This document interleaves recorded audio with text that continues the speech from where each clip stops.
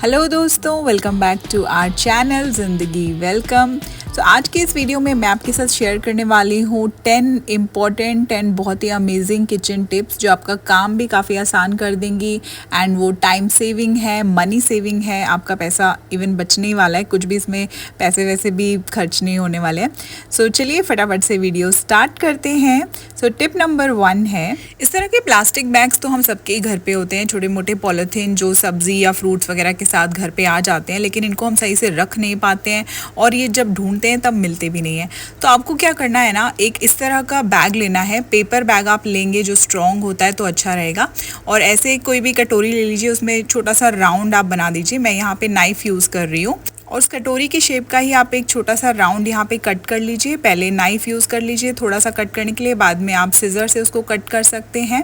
और बस इतना ही काम है, ये बिल्कुल 5 मिनट भी नहीं लगने वाले इस काम में। और इस तरह से आप उस बैग को कहीं पे भी हैंग कर दो, जैसे मैंने यहाँ साइड में हैंग कर दिया है।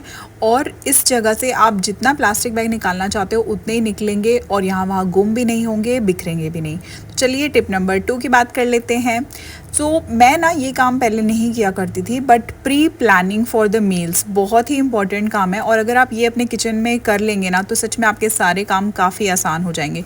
एग्जाम्पल के लिए जैसे मैं आपको यहाँ दिखा रही हूँ सूजी रोस्ट करना। अगर आप सूजी रोस्ट करके पहले रख लेते हैं, तो जैसे उपमा वगैरह बनाना है या हलवा बनाना है तो आपका काफ़ी टाइम बच जाता है। पहले मैं नहीं करती थी ये सब, तो मेरे 5-10 मिनट तो उसको रोस्ट करने में ही लग जाते थे। और ऐसे फटाफट भी जो आपको नाश्ता बनाना है ना, उसमें भी टाइम लग जाता है। जैसे मूँगफली रोस्ट करके रख लेना, इसका ये फ़ायदा रहता है कि कभी भी आपको मूँगफली की चटनी वगैरह बनानी है तो वो आप फटाफट बना सकते हैं, आपको बिल्कुल 5 मिनट भी नहीं लगेंगे उसमें। लेकिन अगर आपको पहले रोस्ट करना पड़ जाए तो शायद आप उस काम को पोस्टपोन कर देंगे कि अरे काफ़ी टाइम लगने वाला है। तो इस तरह से आप जिन भी चीज़ों की प्री प्लानिंग कर सकते हैं तो वो करके रख लीजिए, इस तरह के बॉक्सेस में उन्हें स्टोर करके रख लीजिए, काफ़ी आपका टाइम भी बचेगा। So the next tip is, जैसे ये जो मलाई लगी हुई है, हमने दूध गर्म किया और पतीले में मलाई लगी रह जाती है, तो अगर हम इसको ऐसे ही धो देंगे ना तो ये काफ़ी न्यूट्रिशियस चीज़ वेस्ट हो जाती है। तो मैं क्या करती हूँ ना, इसमें आटा गूंद लेती हूँ। ये काफ़ी अच्छी चीज़ मुझे पता लगी है। और जब आप इस तरह की मलाई वाले पतीले में आटा गूंदते हैं तो आटा गूंदता भी बहुत अच्छा है, उसकी रोटियां भी बहुत सॉफ्ट आती हैं और साथ में आपको जो भी न्यूट्रिशंस थे वो भी मिल जाते हैं।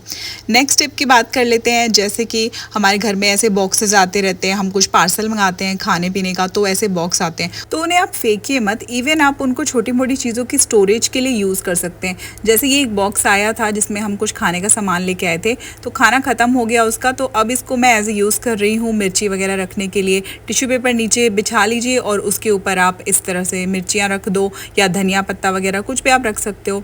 जैसे ये दूसरा बॉक्स एक और आया है, इसमें हमने कुछ खाने का सामान मंगाया था, तो इसमें भी मैंने करी पत्ता रख दिया है, अदरक, नींबू, ये सब चीज़ें आप रख सकते हैं फ्रिज में स्टोर करके।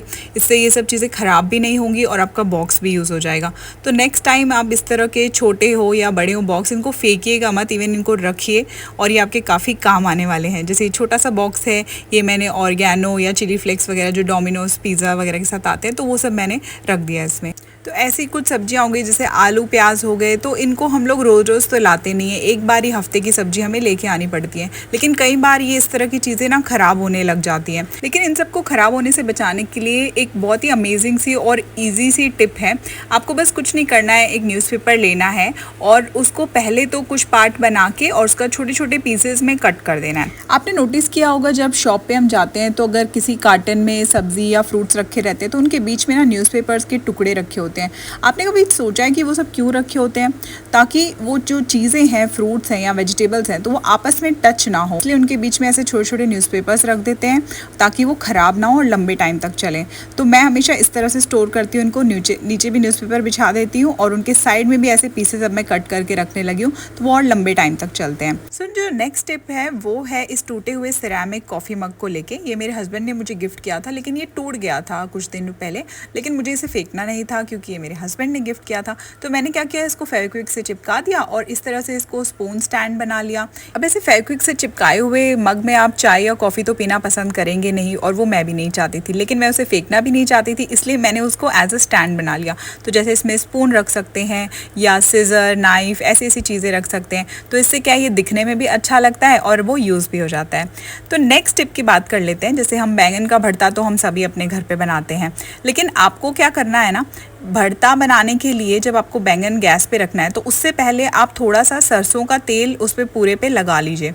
इससे काफ़ी ज़्यादा आपका काम आसान हो जाता है, क्योंकि ऐसे पूरा ऑयल लगाने के बाद जब आप बैंगन को रोस्ट करेंगे और उसके बाद जब आप उसे उतारेंगे देखेंगे तो उसका जो छिलका होता है ना बैंगन का, वो इतनी आसानी से निकल जाएगा, आपको ज़रा भी टाइम नहीं लगेगा। इवन अगर वो गर्म भी है या ठंडा भी कर लिया है आपने तो भी, चाहे आप हाथ से निकाल लो या नाइफ से निकाल लो, पर बहुत ही फटाफट निकल जाता है और इससे आपका बैंगन का भरता बनाने में आपका काफ़ी टाइम भी बच जाता है। तो फ्रेंड्स, नेक्स्ट टाइम आप जब भी बैंगन का भरता बनाएं तो ये वाली टिप ज़रूर यूज़ कीजिएगा। आई एम श्योर आपको इससे काफ़ी हेल्प मिलेगी।